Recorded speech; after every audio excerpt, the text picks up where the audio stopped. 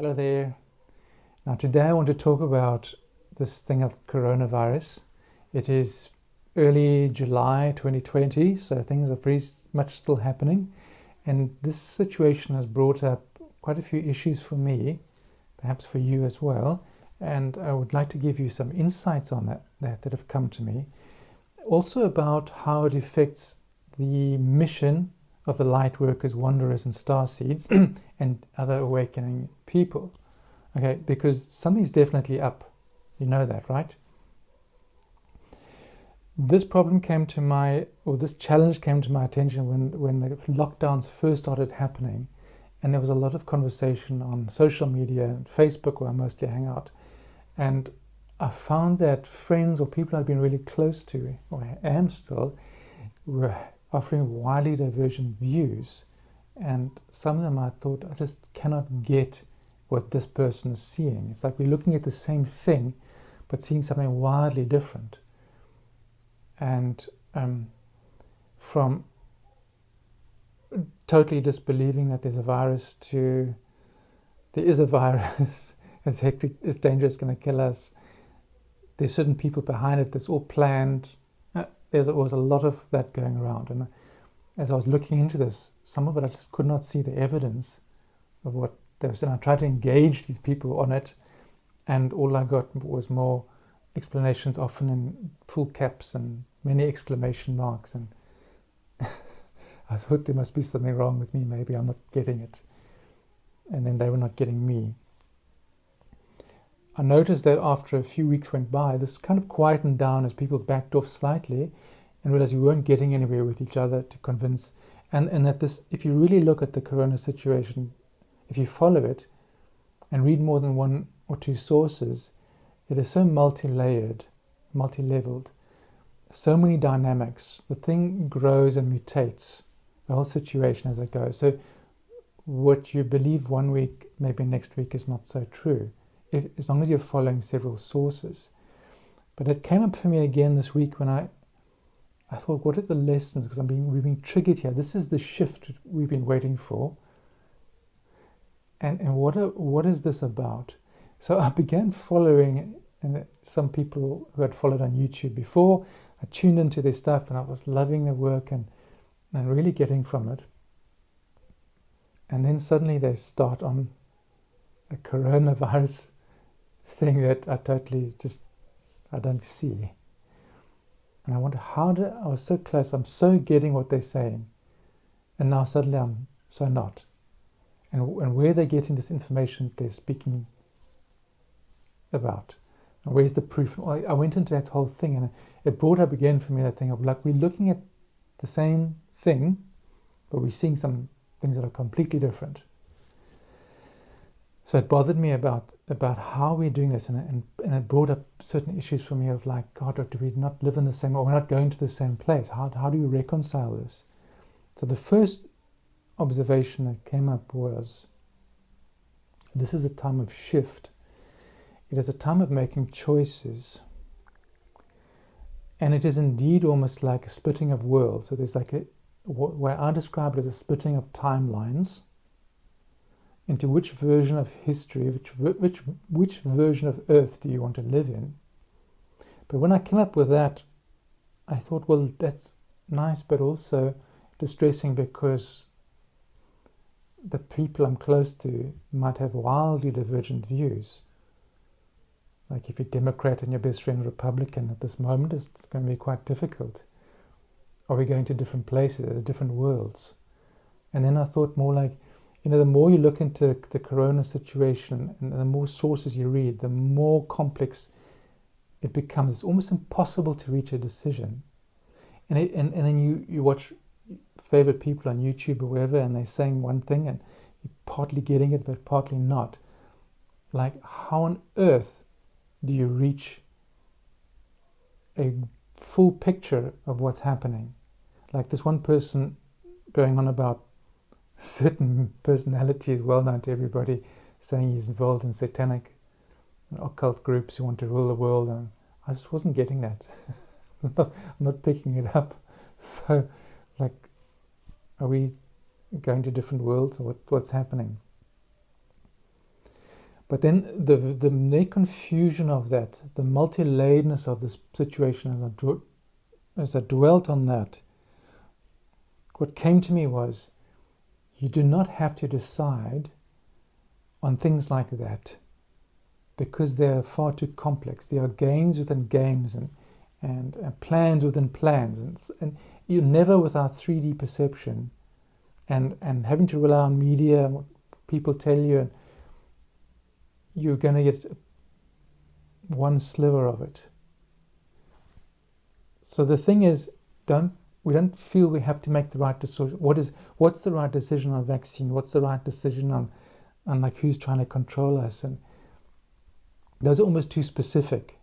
We're never going to get that right, because somebody will always unpick and show how we're wrong.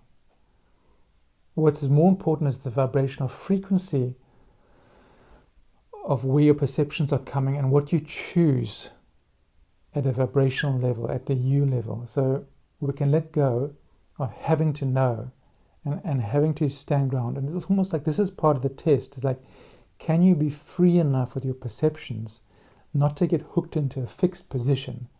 Because a fixed position where you think you know and you don't really know, if you're really honest, nobody knows anything. Well, some people know a bit more, but they know a part of it. Like if you think somebody famous is doing occult stuff, do you really know it? Have you seen them?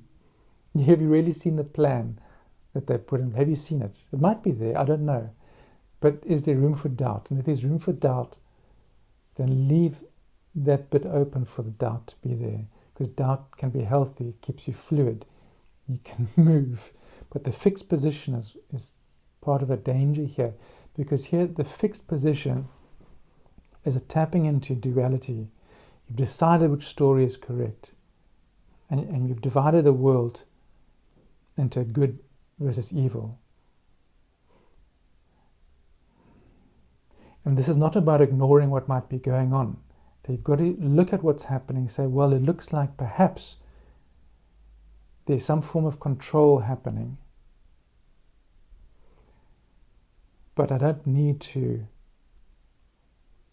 stake a claim on who's behind it if I don't have proof. I can be aware of it, of what is apparently there, and then I can choose my vibrational alignment, my vibrational choice about what I perceive. It's all perception.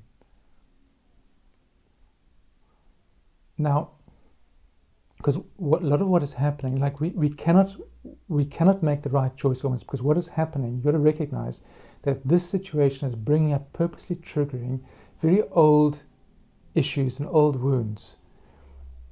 It'll bring up tribal wounds. At the moment, there's like the racial thing has come up with the George Floyd protests that will trigger things in a lot of people. Even if you're European or white, for me it triggered the issue of the boot on the neck suffocating you on purpose. So that brings up things like that. So there's tribal things that are coming up. Also ancient galactic stuff, ancient history stuff, which I really want to talk about, is it brings up issues from Atlantis.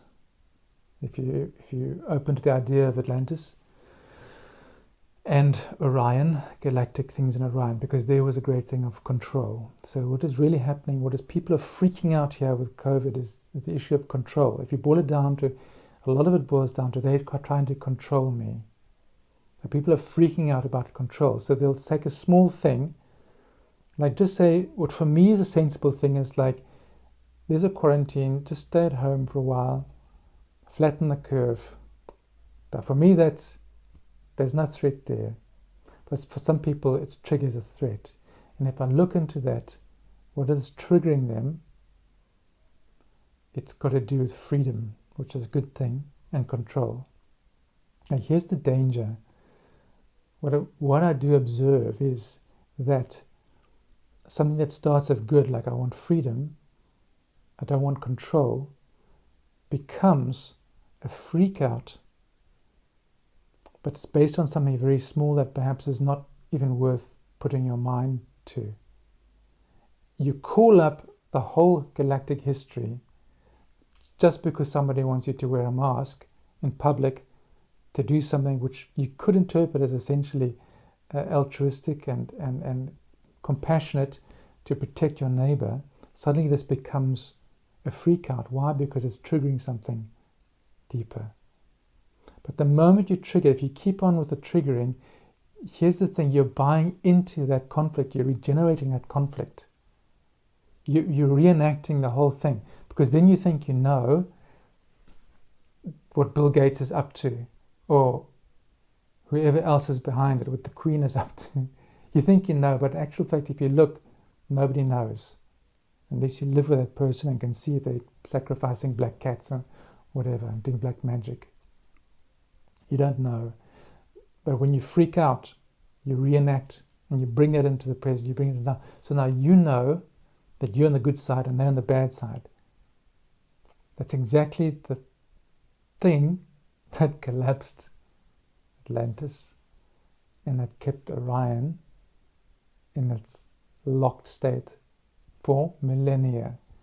Do we really want that? Because there's the third position, which is not in the dualities. It is the invitation to move beyond who is the enemy. And then if you recognize, I too am the enemy, I too have done that. A, I don't know what's really going on. B, by rebelling, I am energizing that duality. Be careful here, because sometimes a form of rebellion is beneficial and necessary. It's about boundaries. But if you go too deeply into us versus them, because that's the big thing that's coming up now, them, they. As soon as you start talking a lot about they and them, they're the bad guys. One needs to take a breath and return to the heart and just ask yourself, do I really, really know? And does it really, really matter? And can I really, really do something about it? If you can do something about it, concrete, without breaking, hurting people, go for it. But otherwise, we are buying into the same thing. And we're forgetting that only the self can determine, can say what is your vibration should be. If you allow the idea of, say, Bill Gates as being the controller of the world, if that becomes a religion for you, instead of solving the problem, you've energized that dynamic, and then it will become real. So the future you create is based on these people trying to control me. Now there might very well be, and I'm not hanging my hat on. Now we've mentioned Bill Gates. I could be wrong, and I could be proven wrong. By the time you watch this video, I might be wrong. Right now, I just don't know. So I'm not going to go into I'm not going to invest energy in something that I don't know for sure, like for really, really sure that I've seen. But I'll put it out there. I'm aware of the possibility. Okay. We have to now, as light workers and galactic people, we've got to get beyond the trigger points. Because the forces of division. Now, suppose there is a control network, a matrix control system that wants us to stay here, because that is, for me, a plausible explanation. There are forces that want the earth to stay in this position or a lower one, because they feed off the frequency of fear. There's so much psychopathy and fear in the world that is very convenient for certain people who want the world to stay the same or to go even lower. So they will be wanting it to go there. But if we engage them at the same level, we will go down with them, because you can't win against them at the same level, by the same opposition. You've got to almost just allow the freak out for a short while, and then notice I'm freaking out. This is bringing up the past. I've seen this before in a past life, future life, and the Orion system, and Atlantis too, which became an us versus them, a light versus dark dynamic, where certain people thought they were the good guys and did one thing, and now that's a fixed position. You want to avoid the fixed position now.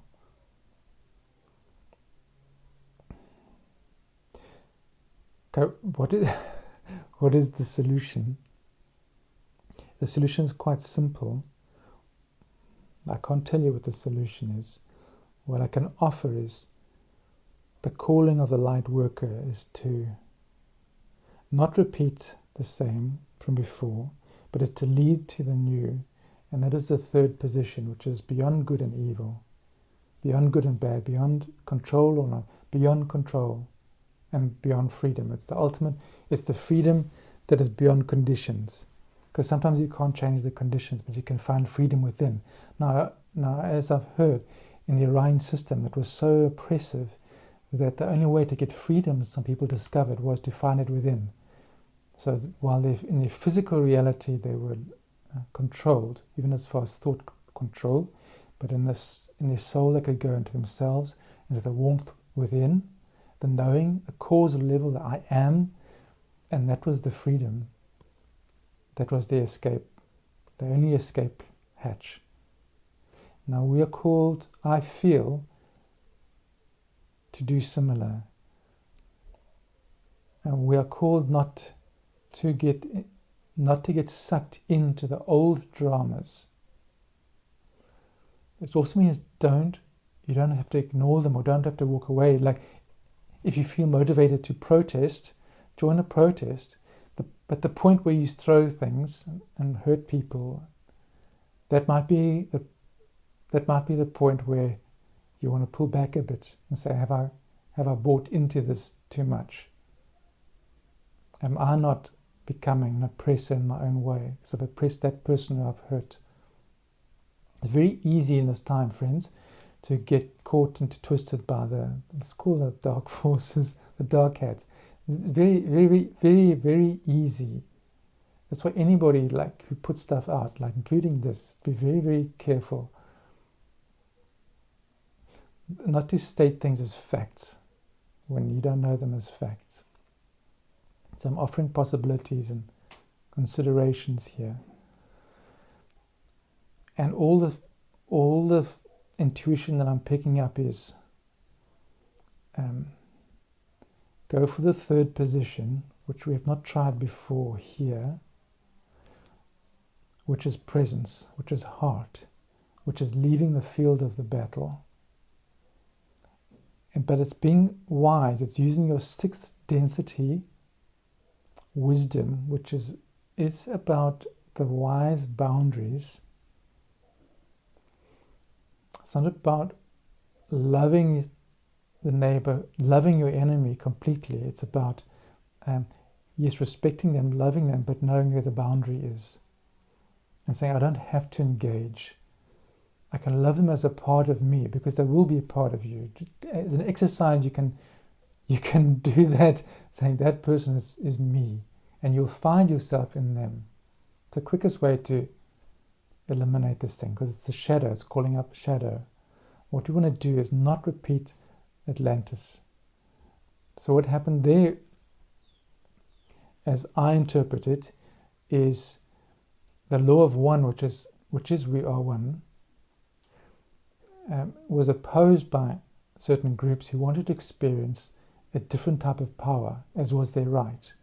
So that put them in conflict with the law of one priestesses. So now, in opposing them, the law of one priest and priestess they began to use what they were very good at, which was psychic power. But it lacked some heart. So the division crept in there. So in actual fact, that the Atlantis experiment failed to do what it set out to do, which was to heal some galactic wars. And it failed to do it because people were very much still in their heads, very good psychically. So they were fighting each other psychically. So it was decided that, okay, the experiment didn't work because we're still fighting.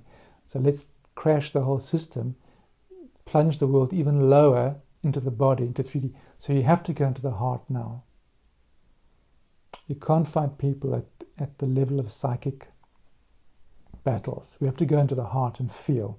We've got to be human. That's what this corona is bringing up, is our humanity, is our mortality, is to feel in the body, to return to feeling in the body. By the way, what I said about Atlantis, that's the one timeline. You're free to disregard it. Keep it if it resonates with you. We've got to return to the body, to feel the pain, to feel anguish, to feel sometimes with this lockdown, woke up just feeling sad for no reason. And I looked and was like, I'm kind of sad for the world. I'm sad for what we're going through. I'm sad for many things. And the thing is to sit with that sadness, because that is the doorway to the heart.